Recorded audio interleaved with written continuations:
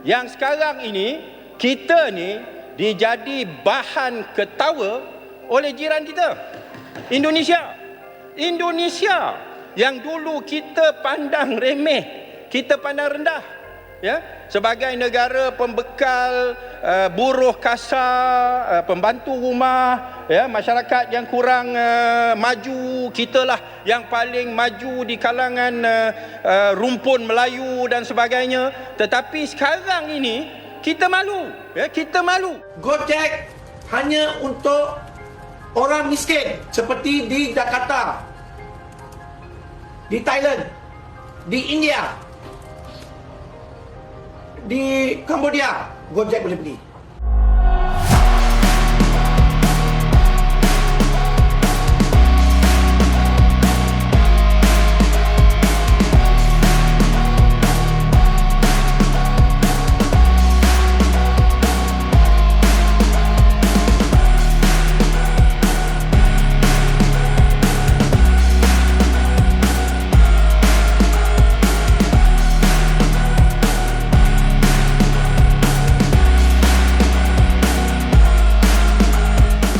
Tidak dapat dipungkiri lagi, jika kita bertanya, negara mana yang paling sering mengusik Indonesia? Kalau kita mau berpikir secara realistis, maka jawabannya sudah pasti adalah Malaysia. Negara yang satu ini dulunya sangat intim dengan urusan masalah bagi negara kita. Mulai dari perjanjian Manila, urusan kedaulatan wilayah, klaim budaya, hingga urusan olahraga. Namun semakin ke sini, frekuensi berita perseteruan semakin mengecil. Lantas, apa saja yang membuat Malaysia semakin jarang mengusik Indonesia? Apakah Indonesia yang berhasil membungkam Malaysia, ataukah kedua negara mulai menunjukkan urat persahabatan? Teruskan menyimak videonya.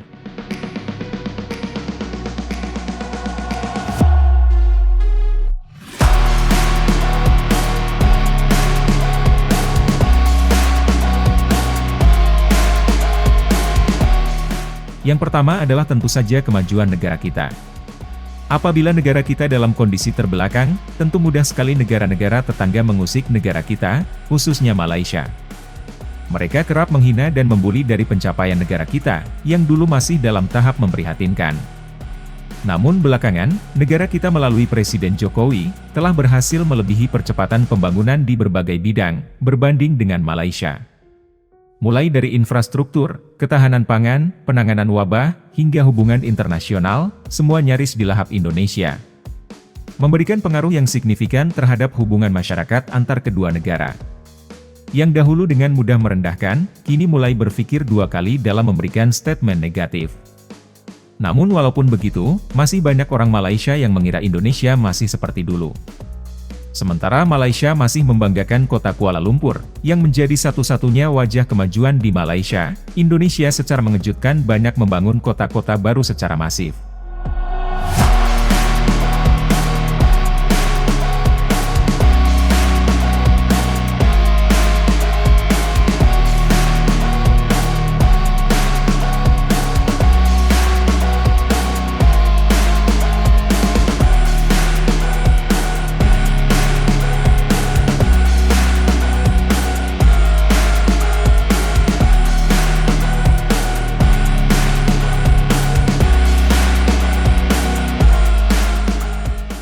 Yang kedua adalah jiwa nasionalisme atau persatuan Indonesia.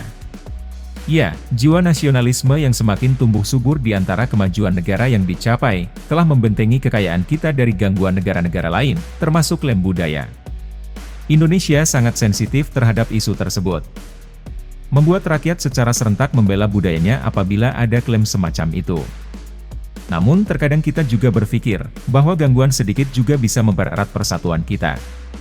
Rakyat Indonesia yang berjumlah sekitar 280 juta jiwa, tentu dalam tanda kutip, menjadi suatu momok yang menakutkan bagi Malaysia apabila tersulut amarahnya. Terbukti sekarang, apabila ada gugatan Indonesia kepada Malaysia, pemerintah Malaysia akan cepat merespon dan menanggapi. Ini semua tidak lepas dari peran masyarakat dalam membela bangsanya, yang selalu militan dalam bertindak. Saya melihat di Indonesia, kadang-kadang orang hanya teruja dengan kepimpinan di Indonesia. Ya, saya akui, Jokowi antara pemimpin yang hebat, yang melakukan perubahan-perubahan, dan hari ini Indonesia melonjak jauh ke hadapan berbanding dengan pencapaian dalam negara kita. Tetapi di sana harus kita ingat, kenapa boleh jadi begitu? Dia jadi begitu kerana rakyatnya benar-benar merdeka. Kerana kebangkitan rakyat. Rakyat bangkit menghukum pemimpin-pemimpin yang belot, yang khianat. Rakyat bangkit. Rakyat bangkit menolak kleptokrat dalam negara mereka. Rakyat bangkit menolak perompak-perompak dalam negara mereka. Akhirnya, dia melahirkan pemimpin-pemimpin yang takut kepada kedaulatan kuasa rakyat.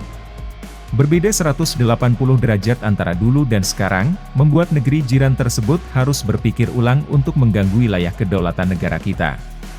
Tertinggalnya kekuatan militer Malaysia yang berbanding jauh dengan Indonesia saat sekarang, memberikan pengaruh yang nyata terhadap keutuhan wilayah kesatuan. Tidak pernah lagi Malaysia berani memprovokasi Indonesia. Karena Indonesia sudah sangat siap menghadapi segala ancaman di sekitar kawasan. Namun yang harus digarisbawahi, bahwa kekuatan militer Indonesia bukan untuk memberikan serangan balik kepada Malaysia, melainkan hanya untuk menjaga wilayah kedaulatan. Kurang baik apa Indonesia pada Malaysia, yang sebenarnya bisa saja sedikit mengusik ketentraman rakyat Malaysia.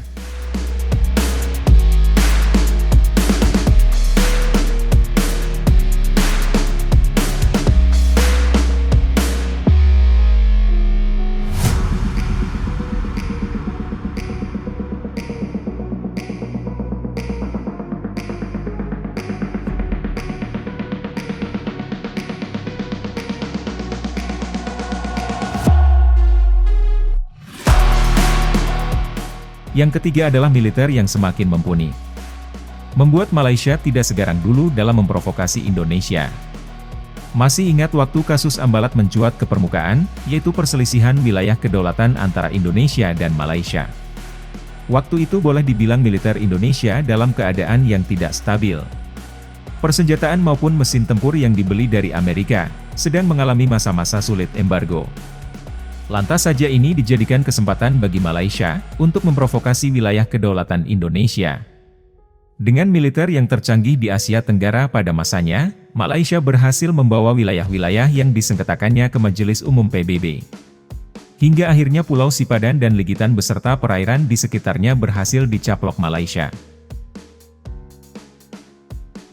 Kedudukan laut, udara dan sebagainya, di Asia Tenggara kita berada di tempat yang paling bawah. Vietnam jauh ke hadapan, Indonesia nombor 1, kita sekarang terkebawah. Di tahun 70-an kita berada teratas. Malu kita kalau pergi peringkat antarabangsa sekarang. Tapi saya akan berusaha menjadikan Malaysia great again, akan jadi nombor 1 semula. Terima kasih. Yang keempat adalah prestasi olahraga. Pada era Presiden Soeharto, Indonesia yang baru saja bergabung dengan Federasi Olahraga Asia Tenggara SEA Games pada tahun 1977, sontak membuat heboh dunia olahraga ASEAN. Pasalnya, Indonesia secara berturut-turut tanpa ampun menjadi juara umum dalam pagelaran SEA Games pada masa itu. Namun, pasca krisis ekonomi tahun 1998, kiprah Indonesia di bidang olahraga pun menurun secara drastis. Dan sayangnya, pada masa itu sangat senter digunakan Malaysia untuk menyerang mental-mental atlet dan supporter timnas Indonesia terutama sepak bola. Malaysia yang pada saat itu memiliki fasilitas dan pengalaman yang lebih mapan, ditenggarai kerap memandang remeh Indonesia. Lagi-lagi tak berselang lama, Indonesia menunjukkan kualitasnya dalam berjuang di lapangan hijau. Membuat Malaysia sekarang, selalu kesulitan dan lebih banyak menelan kekalahan ketika menghadapi keganasan timnas Garuda. Ini pun membuat pecinta bola Malaysia semakin pesimis jika meremehkan timnas Indonesia. Bahkan, tidak jarang orang Malaysia mendukung timnas Indonesia jika menghadapi para jawara Asia Tenggara daratan seperti Vietnam dan Thailand.